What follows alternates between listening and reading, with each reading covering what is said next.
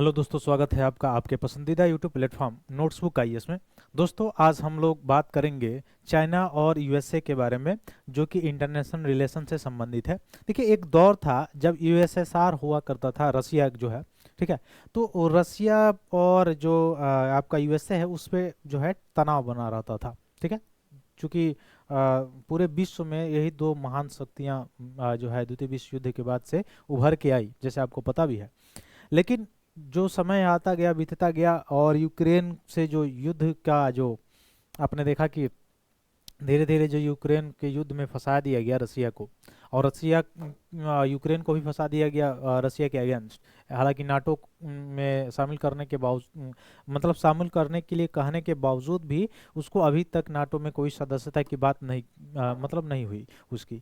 यानी एक तरह से कहा जा सकता है केवल उसको, मतलब एक तरह से दोनों तरह मतलब यूक्रेन और रसिया दोनों के जो संसाधन है उनको कहीं ना कहीं नष्ट, क्योंकि युद्ध जो होता है, युद्ध समाधान नहीं बल्कि संसाधनों की जो ज़्यादा आपूर्ति होती है, खपत होती है, उसको बढ़ावा देता है।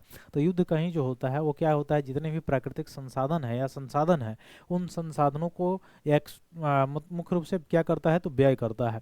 और व्यय अगर करता है तो कोई भी अगर देश है, अगर वह सैन्य शक्तियों पे युद्ध में ही अगर उलझा रहता है, तो उसकी सारी अर्थव्यवस्था ज़्यादातर किस पे प्रभावी हो जाती है, उस युद्ध क्षेत्र पे। और प्रभावी होने के कारण उसकी आर्थिक स्थिति में थोड़ा सा जो है चेंजेबल देखने को मिलता है, ठीक है। डेवलपमेंट में भी कुछ चेंजेबल देखने को मिलता है। वही हाल रसिया का है।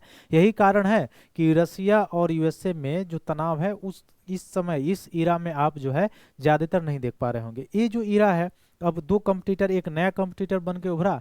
चूंकि रसिया जैसे पता है आपको कि दोनों में पड़ता है, यूएसए मतलब यूरोप और एशिया दोनों महाद्वीप में पड़ता है। लेकिन एशिया महाद्वीप का एक देश उभर के आया। वो कौन सा देश था? वो है चाइना। तो यूएसए को टक्कर देने के लिए, चाहे प्रोडक्शन के मामले में, चाहे पॉपुलेशन के मामले में देखा जाए, इवन टेक्नोलॉजी के माध्यम में देखा जाए, या फिर से जितने रॉ मटेरियल्स जो उसके पास है, चाइना के पास, उस मामले में देखा जाए, तो उस सारी चीज़ें जो एक्सपोर्ट करता है मुख्य रूप से कहाँ, किसको करता है, तो यूएसए को करता है, ठीक है। ये आपको पता भी होनी चाहिए। जितने भी सब्सटेंस होते हैं, जो माइक्रो सब्सटेंस होते हैं, यूएसए में जो कंपनियां हैं, जो कच्चे माल है, उस ज़्यादातर उनकी निर्भरता जो है चाइना पे है, ठीक है, वहाँ से जाते हैं। लेकिन उसके बावजूद भी जो चाइना का जो रणनीति है, जो पॉलिसी मेकिंग है, उसमें आपने देखा होगा कि अलग अलग द्वीपों पे, अलग अलग महाद्वीपों पे, वहाँ पे जाके उसको क्या करना है, कंट्रीब्यूशन करना है। उसके बाद से उसको क्या कर लेना है, अपने अंदर मिला लेना है।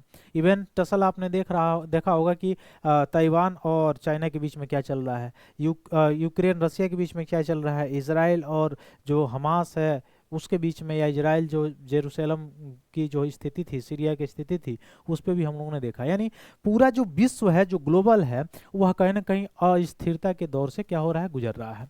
अब अस्थिरता के दौर से गुजरने के लिए, क्या अस्थिरता के दौर से गुजरने के लिए केवल ये सभी देश ही जिम्मेदार हैं? तो ये भी नहीं कहा जा सकता है। लेकिन अस्थिरता के दौर से जो ये देश आज गुजर रहे हैं, उन अस्थिरताओं को कम करने के लिए, पूरे विश्व में शांति को बहाल करने के लिए एक कदम उठाया गया था द्वितीय विश्व युद्ध के बाद से। वह था संयुक्त राष्ट्र संघ की स्थापना। और संयुक्त राष्ट्र संघ की जो स्थापना की गई थी, जिसमें आपने देखा होगा कि 15 जिसमें मेंबर होते हैं, 5 जो होते हैं उसके जो है प्रमुख मेंबर होते हैं, जिनके पास वीटो शक्ति होती है। वो कौन है? रसिया है, आपका चाइना है, यूएसए है, यूके है एंड फ्रांस है। तो ये 5 जो शक्तियां हैं, ये पूरे विश्व का निर्धारण 1945 में कर रही थी। और आज भी इन्हीं पांचों के पास वीटो शक्ति है। यानी किसी देश का, अफ्रीका कंट्री से देख, अफ्रीका महाद्वीप से आप देख लीजिए, अफ्रीका महाद्वीप से कोई किसी का भी कंट्रीब्यूशन नहीं है। तो ये कंट्रीब्यूशन की तो अलग बात है, उसके लिए रेगुलेशन तो उसमें होना आवश्यक है, क्योंकि 1945 के दौर और आज के दौर में बहुत ज़्यादा अंतर है। उस समय की डेवलपमेंट, उस समय, अच्छा इंडिया को देख लीजिए, उस समय इंडिया की इकोनॉमी क्या थी और आज की इकोनॉमी क्या है, उस स्थिति में, या उस समय की इंडिया की पॉपुलेशन क्या थी, आज पॉपुलेशन क्या है, उस संदर्भ में। इवन अफ्रीका में सारी चीज़ें जो देखिए उसका, या इवन जापान जैसे देश जो है उनका कंट्रीब्यूशन, जो टेक्नोलॉजी में सबसे आगे है, अग्रणी स्थान पे आता है, ठीक है। तो उस कंट्रीब्यूशन में तो रेगुलेशन होना ही चाहिए। साथ साथ इसमें रेगुलेशन में आप एक चीज़ और थ्रेड देख पा रहे होंगे कि यूएन जैसी संस्थाएं हैं, या फिर से ग्लोबल लेवल पर जितनी अंतर्राष्ट्रीय संस्थाएं हैं, चाहे वो डब्ल्यूएचओ हो गया, चाहे डब्ल्यूटीओ हो गया, या फिर से यूएनएससी हो गया, या आईसीसी हो गया, आईसीजे हो गया, जितने भी अंतर्राष्ट्रीय लेवल पे जो संस्थाएं हैं, जिनको इस्टेब्लिश ही किया गया विश्व में शांति स्थापना करने के लिए, शांति बना के रखने के लिए, वह आज कहीं ना कहीं किसी न किसी रूप में फेलियर होते हुए दिखाई दे रही हैं। जो ग्लोबल जो रूप में देखा जाए इस समय, वैश्विक रूप में, वो क्या हो रहा है यहाँ पे? तो वैश्विक रूप में कहीं ना कहीं फेलियर है इनका, यानी इंटरनेशनल या ग्लोबल जो इंस्टीट्यूशन है उनका फेलियर है, जो ये टसल बन रहा है। ठीक है, अब देखिए जैसे WTO की बात है, यूएसए नहीं मानता है, कहीं कहीं पे आप देखे होंगे कि चाइना जो है उसमें कंट्रीब्यूशन नहीं कर पा रहा है। तो वही सारी चीजें हैं। ठीक है, तो आइए यही सारी चीजों, अब चाइना जो है एक नया हथियार बनाए। अब हथियार देखिए, हथियार बनाने से क्या होगा, एक चीज तो होता है हथियार के एक पॉजिटिव वे में देखे तो हथियार बनाना स्वयं की सुरक्षा के लिए सबसे बड़ा उत्तरदायित्व है। यानी ये नहीं कि जैसे भारत बनाता है तो भारत बनाता है, इसका मतलब क्या है कि कभी कभी ऐसे भी देखने को मिलता है कि शक्ति को संतुलित करने के लिए पावर होना भी जरूरी है, शक्ति का होना जरूरी होता है, इस संदर्भ में भी होता है। तो आइए देखते हैं हम लोग, चीन ने जो बनाया है नया हथियार, मोम की तरफ पिघल जाएगा इंसान, ऐसा हथियार बनाया है, कौन सा हथियार है? तो देखिए हम लोग बताते हैं।